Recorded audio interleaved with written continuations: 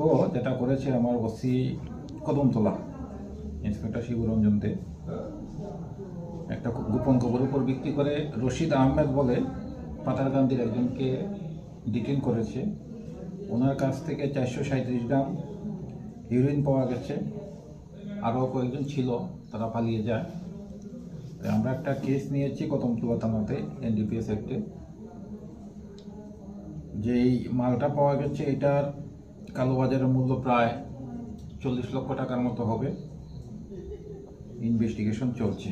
আর দ্বিতীয় প্রশ্ন যেটা বলছিলেন আপনি, এত কিছু ধরা পড়ছে তারপরে এগুলি চলছে, আসলে এই বিজনেসের মধ্যে লভ্যাংশ যেটা সেটা হলো খুব বেশি, আর এখন কনজিউমারও খুব বেশি হয়ে গেছে।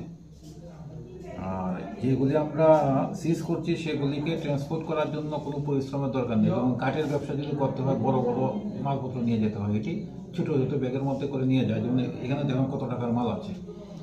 তো এই যেহেতু একটা গোপনে সেই ব্যবসাটা করা যায়, আর কেউ যদি খায় সেও ধরা পড়ে না, তার জন্য এটা ব্যবসাটা বাড়ছে।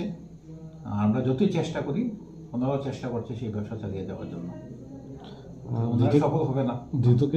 Bureau report, Janabarta news.